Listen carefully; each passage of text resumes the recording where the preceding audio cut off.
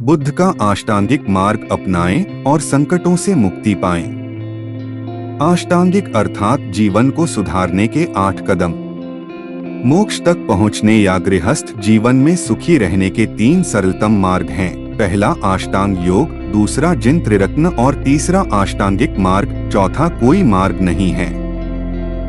सभी मार्ग इन 3 से ही उत्पन्न होते हैं। बौद्ध धर्म मानता है कि यदि आप अभ्यास और जागृति के प्रति समर्पित नहीं हैं, तो कहीं भी पहुंच नहीं सकते हैं। अष्टांगिक मार्ग सर्वश्रेष्ठ इसलिए है कि यह हर दृष्टि से जीवन को शांतिपूर्ण और आनंदमय बनाता है।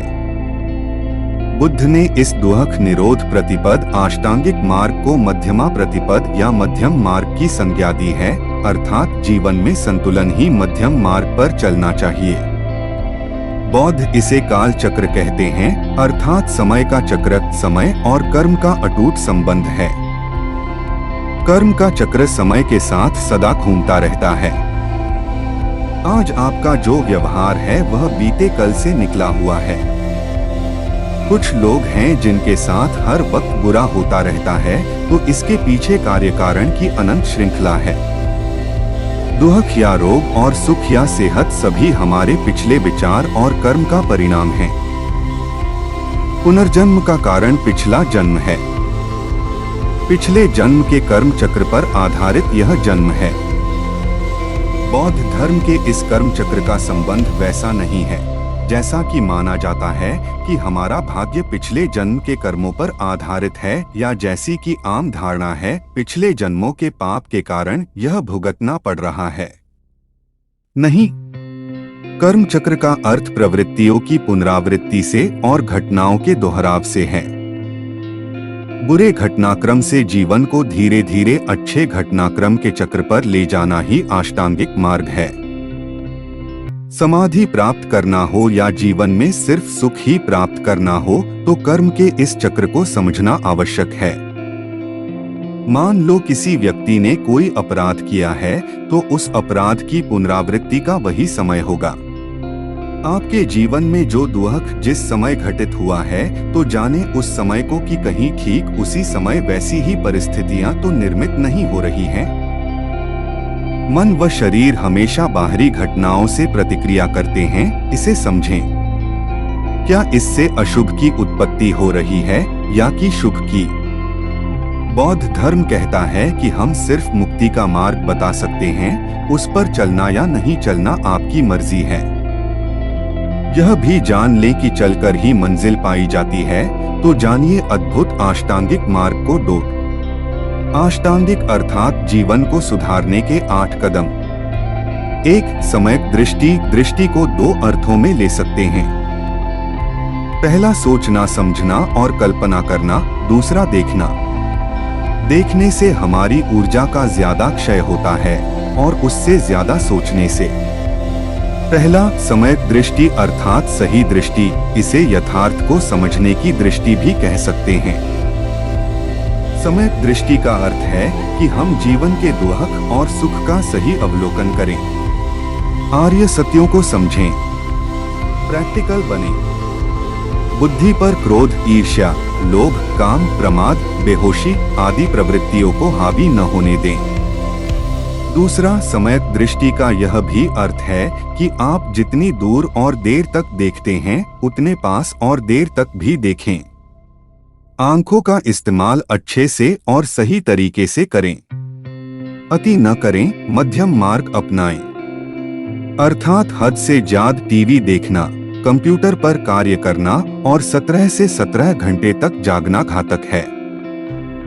देखने में संतुलन लाएं।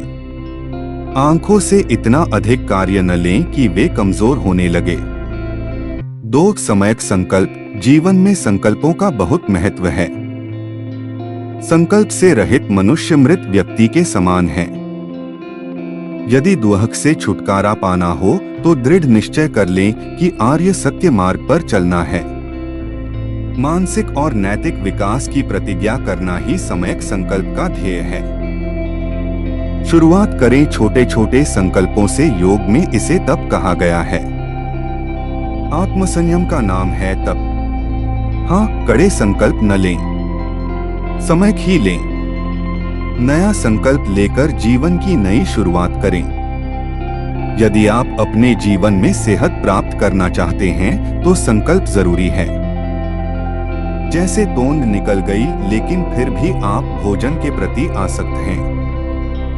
परीक्षा पास करना है लेकिन आप नींद की गिरफ्त में हैं। कोई सा भी कार्य करना है लेकिन आप में उस कार्य को करने का संकल्प नहीं है तो ये बस ख्याली पुलाव ही बनकर रह जाएंगे। त्याग तो करना ही होगा। 3. सम्यक वाक। जीवन में वाणी की पवित्रता और सत्यता होना आवश्यक है। यदि वाणी की पवित्रता और सत्यता नहीं है तो दुख निर्मित होने में ज्यादा समय नहीं लगता।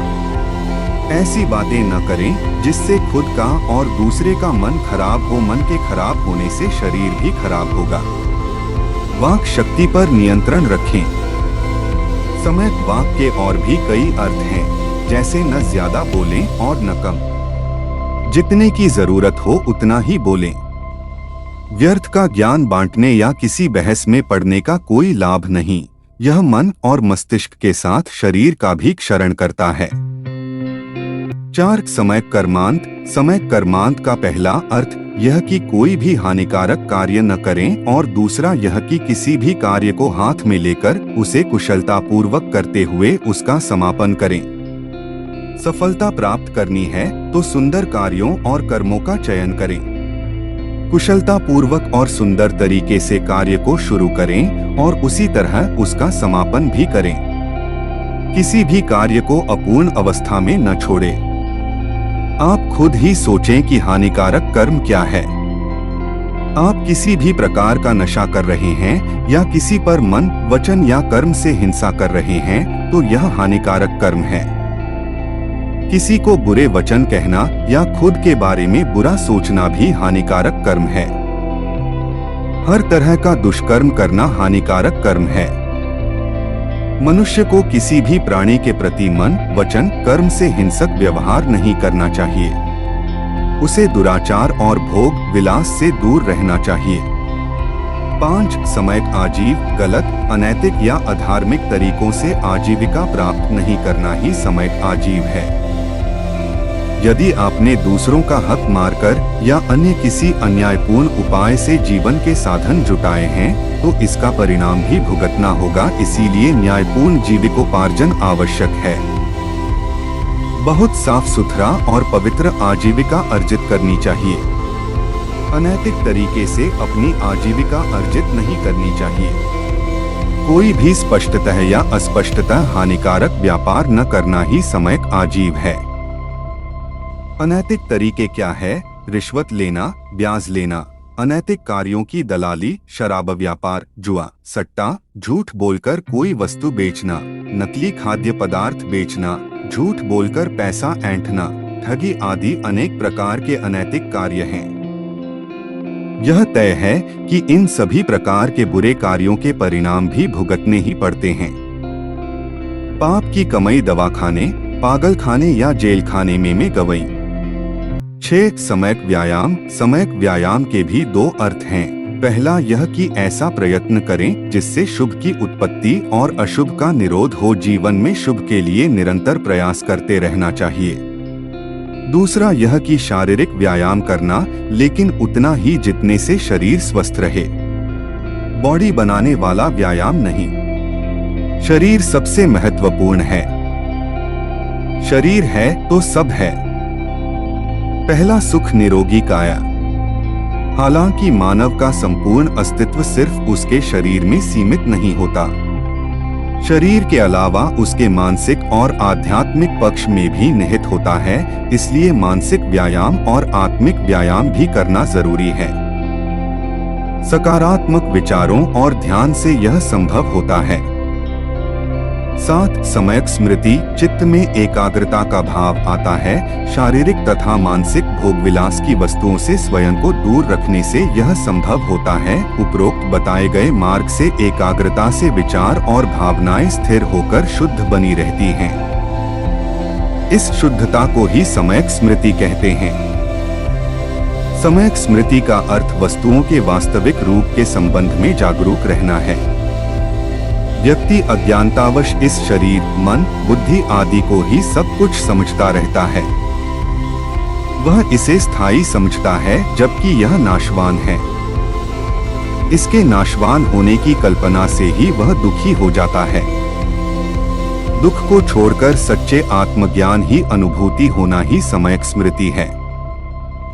सम्यक स्मृति का अर्थ यह भी है कि आप खुद ही खुद के हैं, कोई आपका नहीं है।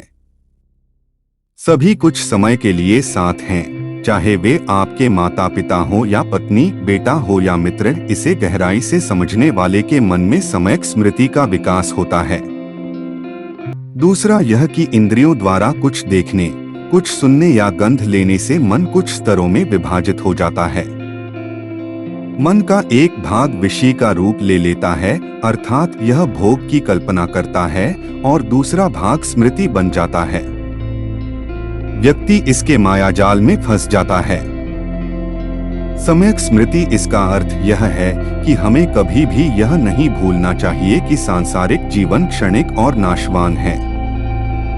8. सम्यक समाधि। उपरोक्त 7 मार्गों के अभ्यास से चित्त की एकाग्रता द्वारा निर्विकल्प प्रज्ञा की अनुभूति होती है। यह समाधि ही धर्म के समुद्र में लगाई गई छलांग है। सम्यक समाधि, मन का निरोध होना। प्रथमत इसमें मनुष्य निर्विचार अवस्था में हो जाता है, फिर निर्भाव और अंत में निर्वाण। सम्यक समाधि का अर्थ ध्यान की वह अवस्था जिसमें मन की अस्थिरता, चंचलता शांत होती है तथा विचारों का भटकाव रुक जाता है। ऐसा संभव होता है आर्य सत्य और अष्टांगिक मार्ग का अनुसरण करने पर।